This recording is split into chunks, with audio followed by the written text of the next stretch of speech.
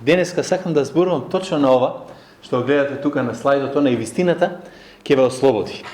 Зошто сакам на тоа да зборувам?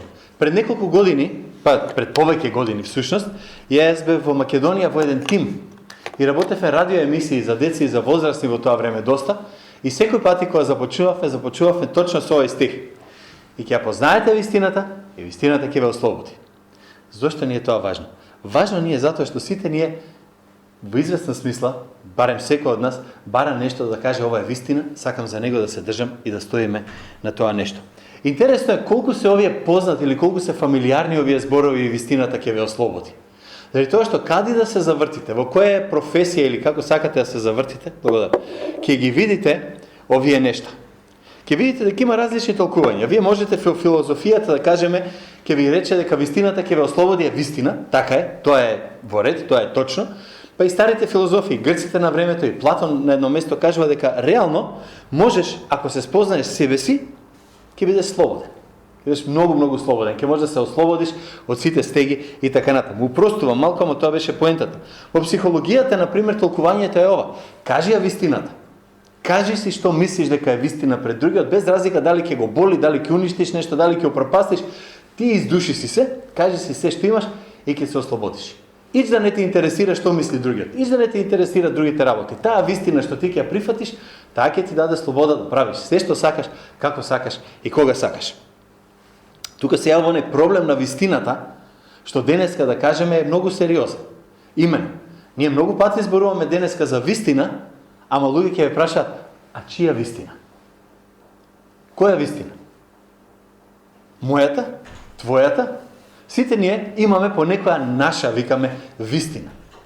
И кога ќе почнете да дискутирате тука, ќе ти речат: па се е релативно. Тоа што е вистина за тебе не мора да е вистина за мене. Ти веруваш во марсовци, јас не верувам, чудо голем. Ми е гајле. Значи, секоја вистина си е за себе. Секој има право да си мисли што сака и секој има право да има своја вистина. Тоа не е вистина. Знам ти доаѓа тавтологија, ама не е така. Затоа што ако вистината не е апсолутна, тогаш не е вистина. Не може бело да е бело и црно да е црно и после едниот да го вика дека е обратното. За жал живееме во време во кое точно тоа се пропагира, се проповеда и се турка. Зошто бегаме, патем речено, од апсолутна вистина? Затоа што по дефиниција апсолутната вистина или единствена вистина, ако имате некоја, со себе повлекува морални импликации. Со себе повлекува што е добро, што е лошо. А денеска никој не ќе му кажете што е добро, што е лошо. Денеска не сака да им кажете кој пол се, односно ајде да бидам политички коректен, кој род е личност. Затоа што никој вели нема да ми каже мене кој сум или како сум или што се чувствувам. Ако сте гледале филмови, овој стих што го прочита вистината ќе ве ослободи, ќе го најдете напишано во ЦИА. Нели кога има филмови со ЦИА, нели со шпиони, има на едно место, на две места всушност пишува дека ќе ја познаете вистината и вистината ќе ве ослободи. Тоа стои на зидот во влезната страна. Сега, тоа е супер, ама ние сите знаеме барем од она што сме слушали дека тоа не е баш место кај што ќе ја бараме вистината или некој ќе сака да отиде да каже тука ќе најдам вистина. Океј, ама што правиме со политичката слобода, со социјалната слобода? Идејата е дека демократијата дава слобода. Слобода на мислење, слобода на разбирање, социјална слобода ќе ни даде некоја си таму, не знам си што е. И викаме, да, вистината ќе ве ослободи. Вистината на демократијата, на демократското општество, на сите придобивки што ги имаме, таа ќе ве ослободи. Сакам да ве предизвикам. Размислете на сите филмови што ги гледате во врска со иднината. Ајде, седете се на сите филмови што сте ги гледале, што се однесувале на иднината. И сакам тука два збора да спомнам, знам дека ги знаете. Не кем да ве навредам, ама. Едниот е утопија. Утопија е замислена заедница или општество што се одликува со посакувани, со речиси совршени квалитети во нејзините членови. Со други зборови ние викаме утопија би било во црквата сите да се браќа и сестри, сите се сакаат неограничено, се ни е заедничко, се е совршено, а без сон, мет и млеко тече на сите страни. Утопија е кога ќе речете оваа политичка партија ќе ви даде се што сте посакале во животот. Ама секој избори луѓето се надеваат на таа утопија. Е сега, колку филмови сте гледале каде што ова се случило? Каде што иднината прикажува совршено општество во кое луѓето само уживаат, се радуваат, си кажуваат добар ден, се помагаат едни и други, се радуваат и се е апсолутно совршено и прекрасно. Ќе се најде Јас може да се сетам на неколку филмови што влечат натаму, ама никако не излегле до таму. Дури имаше еден филм што не беше многу така да кажеме ласкав за жените на Степфорд, жените од Степфорд, се сеќавате? Кај што сите мажи имаат совршени жени. Ама не оди баш се така после филмот. Значи не е битно, нема да навлегуваме на тоа. Најчесто, она што го покажуваат филмовите е она обратно од утопија, односно што го нарекуваме дистопија. Со други зборови, општество во кое е непосекувано, опасно, застрашувачко, нешто што не чини натака.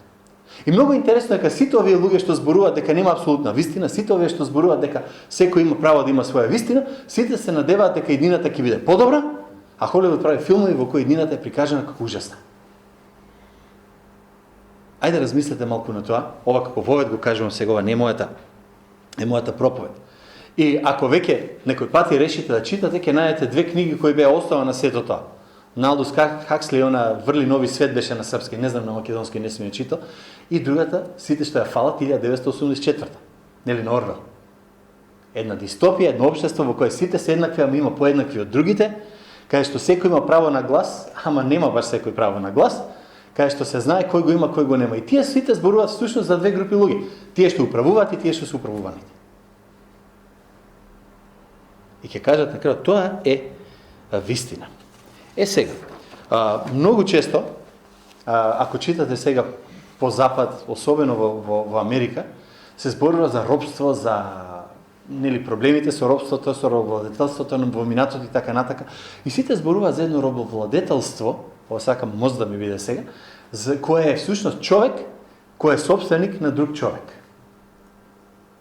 Ама она робовладетелство во кое сите ние до некаде живееме, ќе видиме после малку повеќе, е робовладетелство во кое всушност не е човекот роб на човек, туку е човекот роб на државата. Денеска. Ова ќе го кажам, знам дека ќе има коментари на ова работа.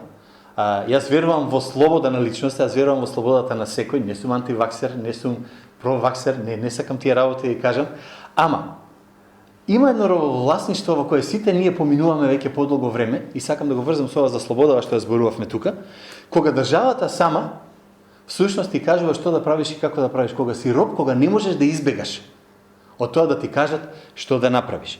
И тоа најчесто, тоа државно робовладетелство се случува најчесто кога има криза. Кризата ја загрозува слободата, бидејќи секоја криза ја зголемува контролата на државата врз луѓето. Ако има земјотрес, се прогласува што? Полициски час. Зошто да не крадат луѓето? Кризата и дава на државата поголеми слободи да прави некои ствари. Ја зголемува нејзината контрола.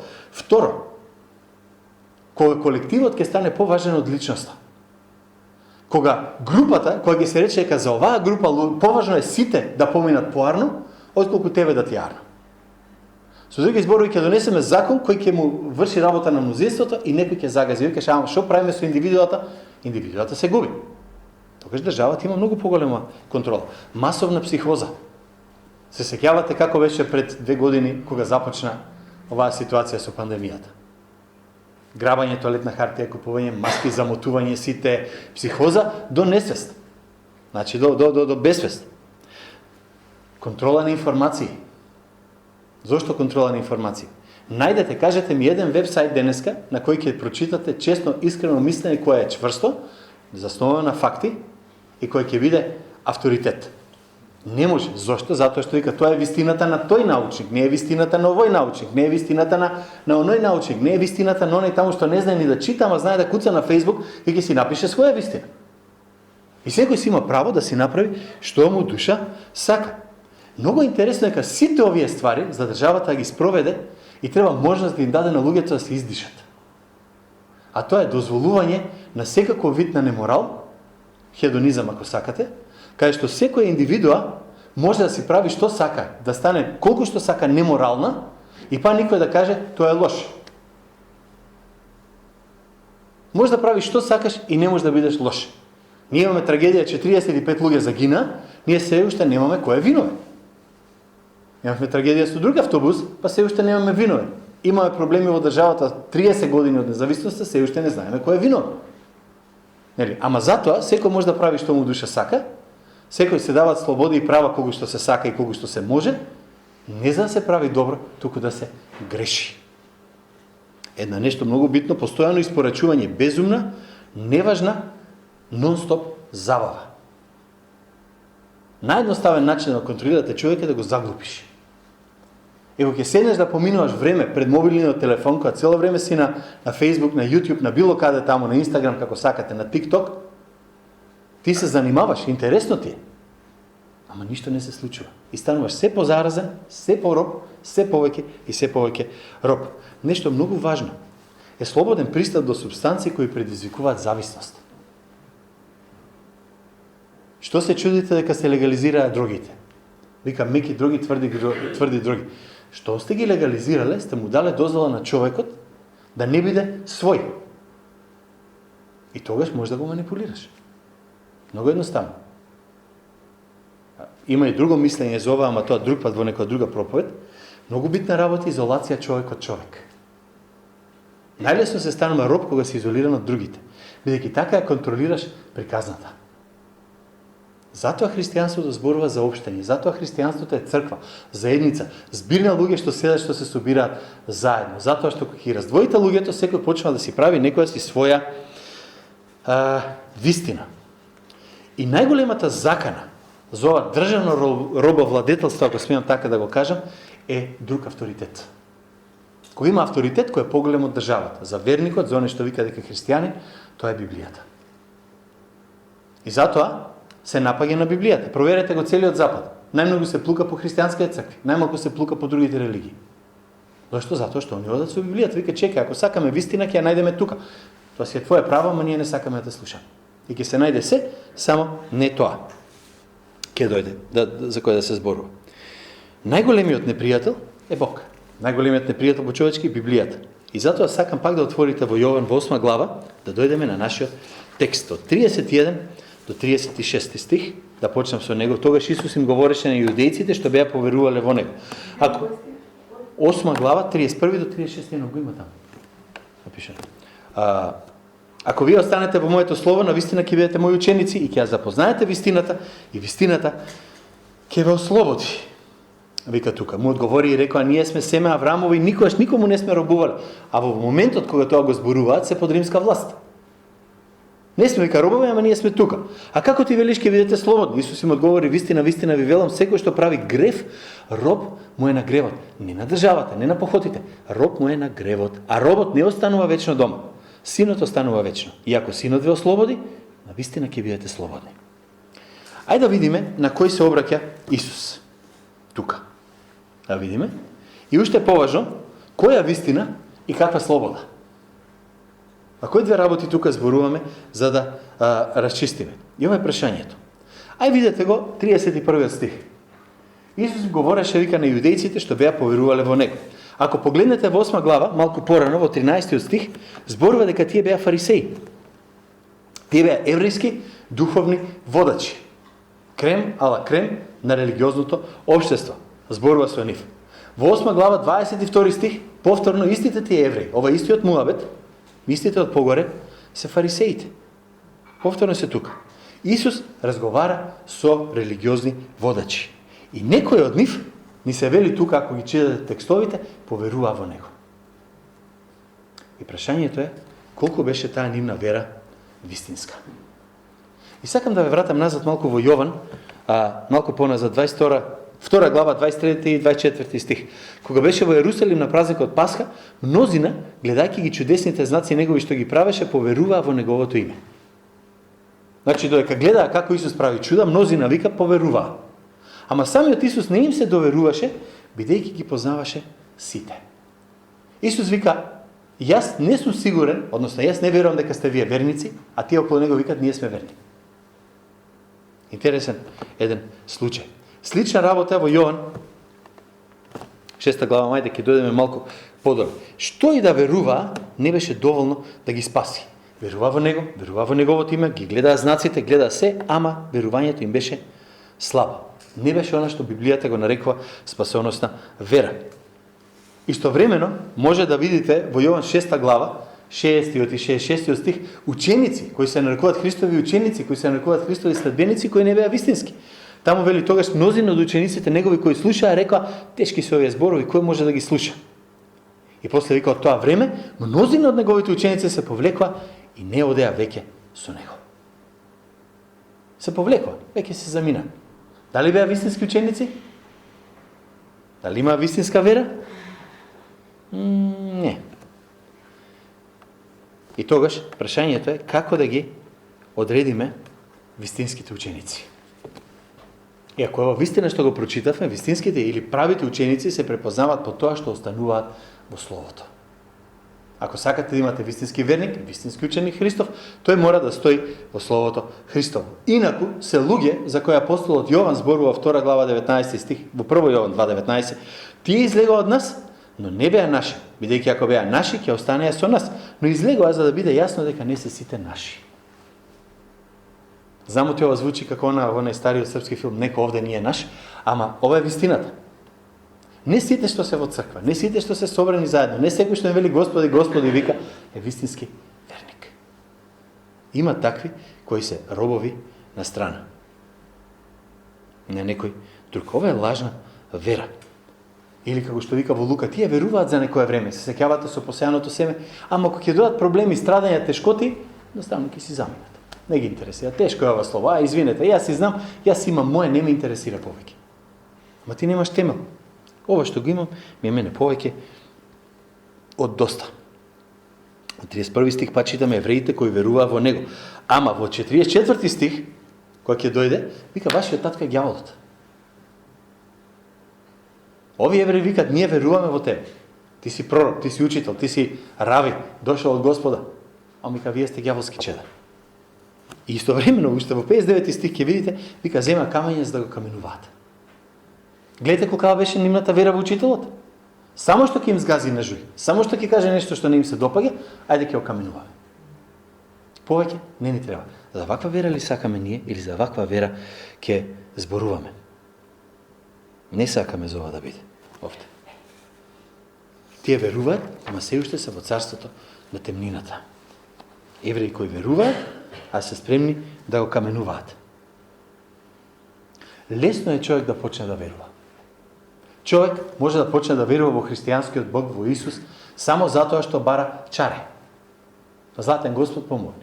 Затоа што ми треба да се наоѓам во проблем, се наоѓам во некоја тешкотија. Сакам да избегам од некој страв, сакам надеж, сакам да му припаѓам на нешто, ми треба надприродна помош, па сега, ајде, ќе пробам и христијанство. Боже, аман помагај. Ево јас си верувам, ќе си одам, ќе си правам се што ќе се побара од мене. Сето е супер. Ама во моментот кога сето тоа ќе се соочи со реалноста, луѓето почнуваат да имаат проблем.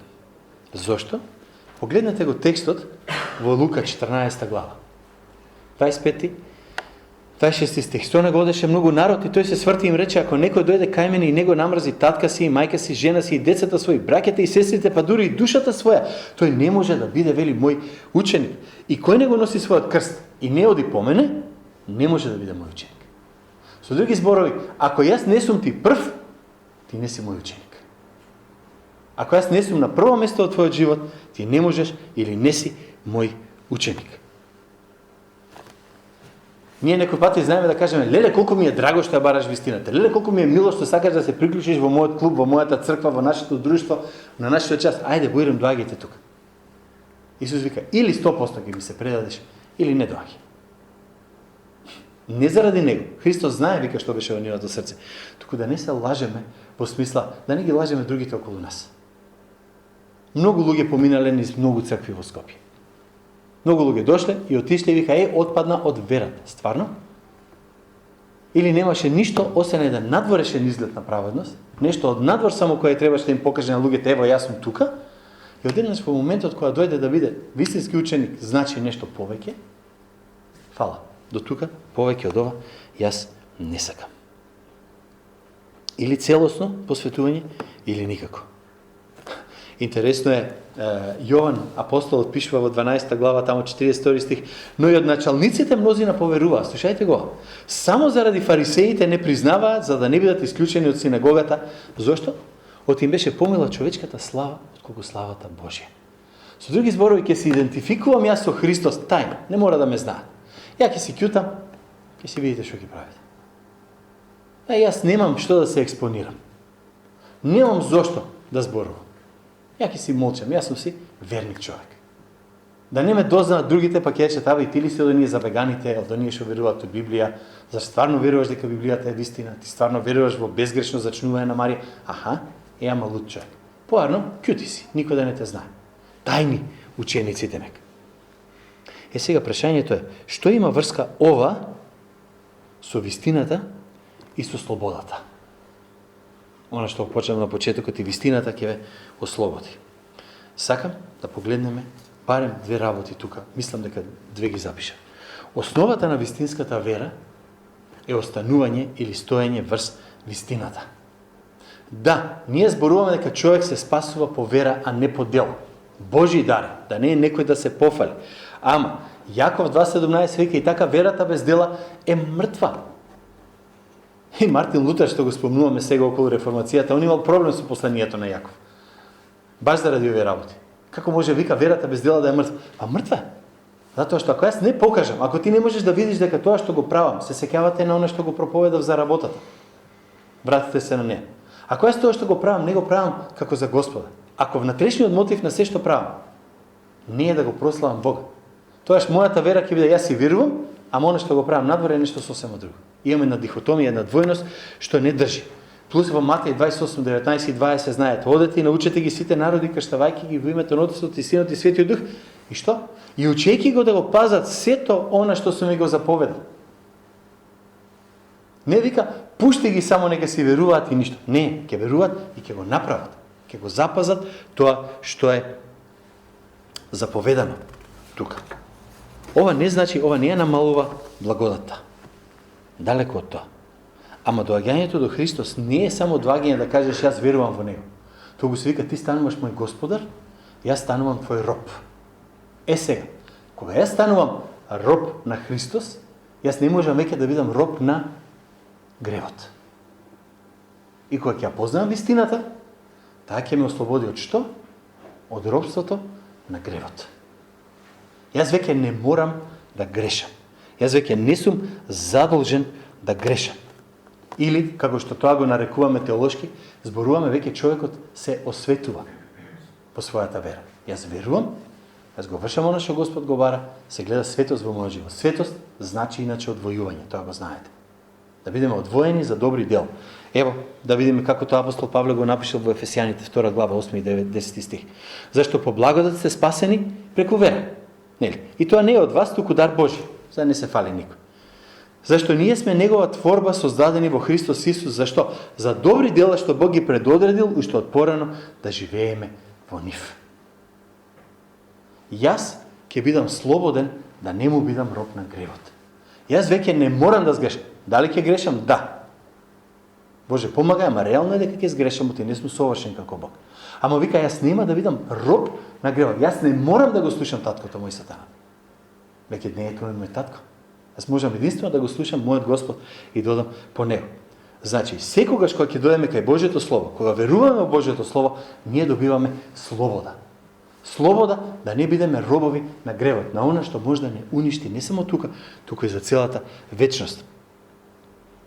Еден цитат ќе ви прочитам за тоа. Ама, значи, основата, прво, на сето наше учеништво, основата на се што правиме е како сме одговориле на Божјото Слово. Сакаш слобода? Одговори на правилен начин на Божјото Слово. Поверувај во Бог, просто едноставно рече. Поверувај во Христос, кој е нашето спасение. Еден автор вика вака, вистината, таа вистина, вистината од Божјото Слово што го вклучува Евангелието во сета негова полнота.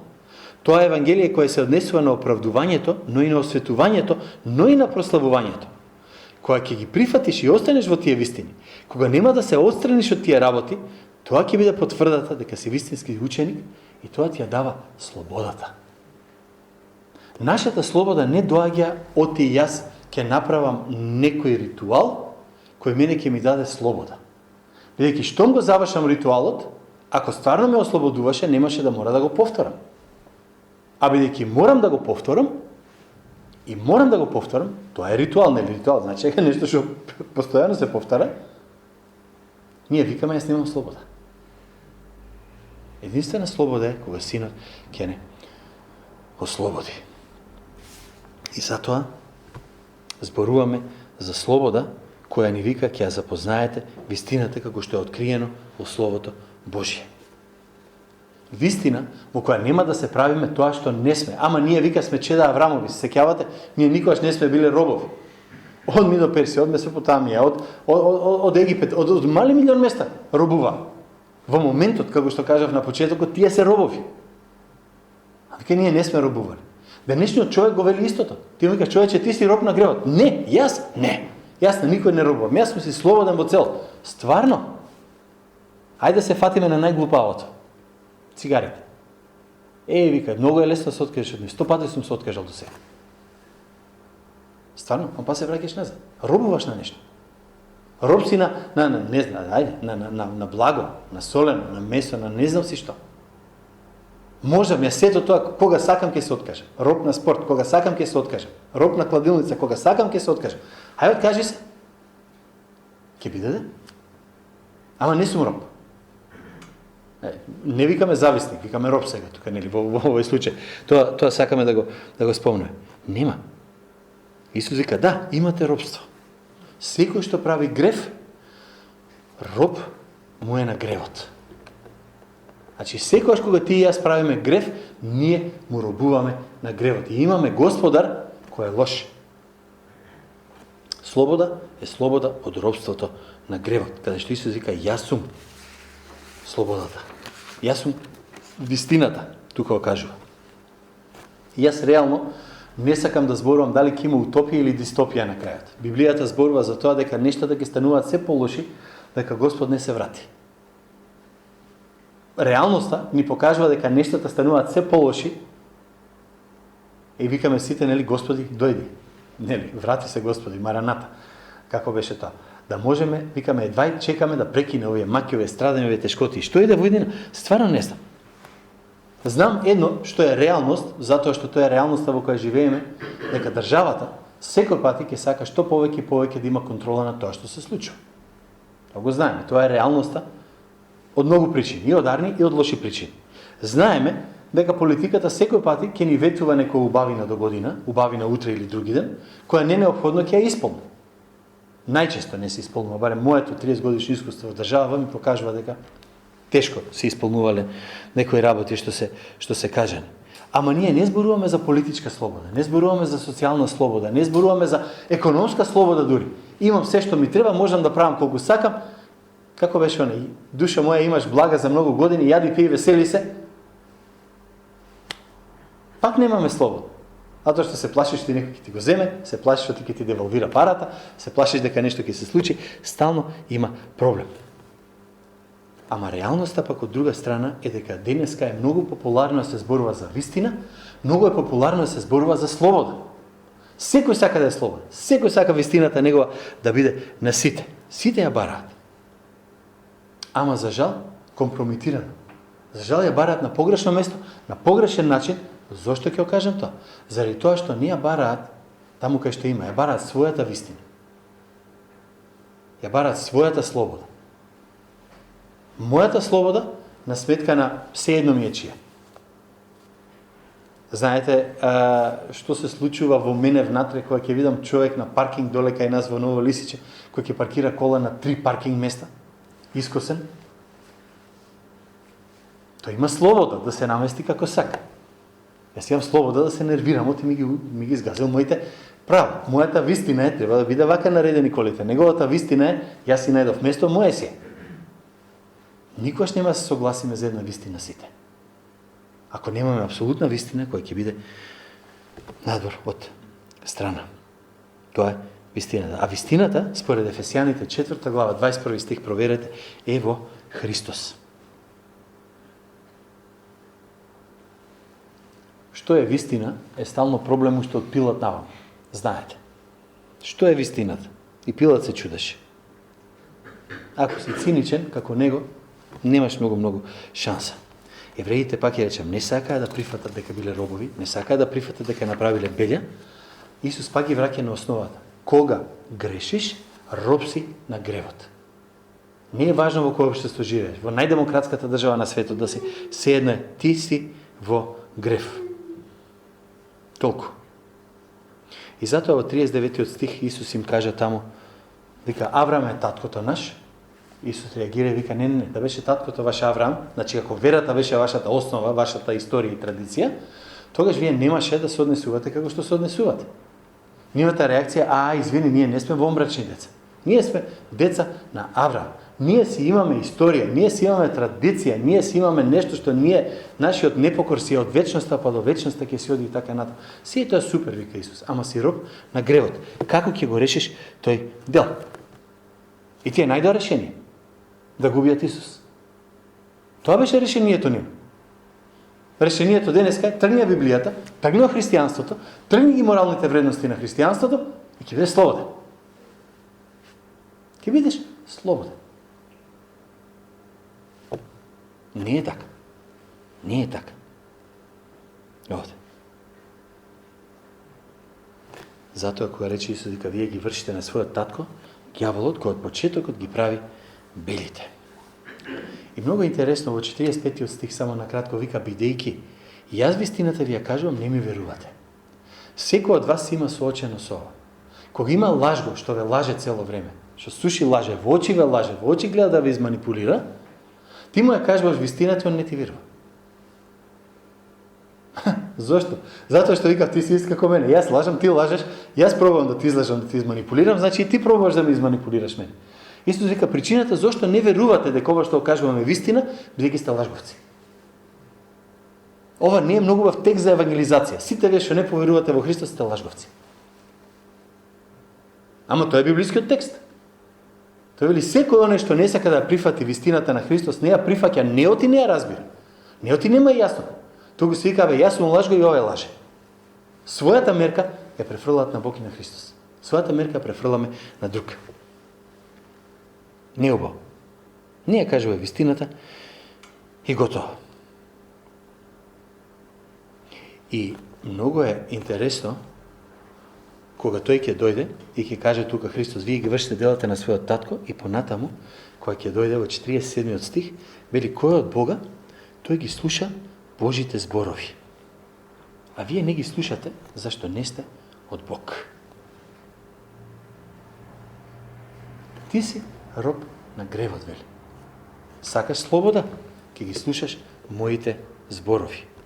Паралелен нова пандан е стихот во Римјаните 8.1, во известна смисла. Сега нема никакво осудување за тие кои се во Христос Исус. Нема никакво осудување за нив. Тоталната слобода од гревот е слобода. И кога вика ќе ја познаете вистината, вистината е она што Божјето Слово, Божјиот збор ни го кажува. Поверувај во Христос Исус, ќе се спасиш. Таа е вистината. А која е слободата? Слободата е од гревот. Веќе нема грешење. И затоа Исус вика, јас сум патот, вистината и животот. Секој кој верува во мене, нема да умре, но ќе живее вечно. Така ли беа неговите зборови? Така оди таму. Зошто почнува тоа, јас сум патот на сокат и после вика, јас сум вистината. И овде вика, ќе ја запознаете вистината. Со други зборови, ќе ме запознаете мене. И потоа, тоа запознавање ќе ве направи слободни. Како? Затоа што веќе немам потреба да грешам. Сатаната ќе не мачи, сатаната ќе не притиска, сатаната ќе биде оној кој ќе бара секаков можен начин да не натера да направиме белја. Имавме овде гостговорник, се сеќавате што викаше, и не воведува во искушение, но избави не од злиот или од лукавиот. Тамо, Джейсон, кој го проповедаше овде пред некое време. Боже, чувај не овај да не напаѓа. Чувај не злиот да не ни прави проблеми. Ама кога злиот ќе дојде да ни искушува, ние викаме, јас поаѓам од ситуација на човек кој знае оти не мора да падне во грев. Зошто? Оти имам силата која Бог ми ја дал. Откаде ми е таа сила? Силата ми е заради Господ Исус Христос кој умре, кој воскресна и кој го дава Божиот Свети Дух да живее во секој верник. И тогаш ќе бидам искушуван да сгрешам, мојата грешна природа ќе ме влече да сгрешам, да направам белја, да направам проблем, ама јас може да кажам, јас ќе застанам, нема да го направам. Зошто? Оти имам сила однатре. Оти сум слободен, оти не морам да те слушам. Сакате пример за ова од современо општество? Погледнете, кај да сте, онлайн, било каде. Најмногу што се рекламира се или мобилни телефони, или краткорочни кредити. Така ли? И сите ви го нудат кредитот како за џабе. Само земи го и после ќе уживаш цел живот. Супер ќе ти биде. Дури не почнеш да го враќаш нормално, ама до тој момент, нели, се ти е фантастично. Ако немам кредит, јас може да се искушувам да земам, за да купам нешто што во моментов не ми треба, ама нели ме фатило мерак, или може да кажам не ме интересира, не ќе врати да плаќам. Ама се дека сум должен на банката, немам слобода да кажам, јас сум решил од денес натаму веќе не плаќам ништо. Се дека сме робови на сатаната, се дека не сме побарали Христос да не спаси, ние робуваме. Не можеме да не грешим. Штом Бог не ослободи, штом Христос не спаси, штом сме поверували, тој вика, не мораш да грешиш. И таа слобода ни дава се, што ни е потребно секој ден да застанеме пред Бога и да кажеме, Боже, фала ти што си тука. И фала ти што си ме направил слободен.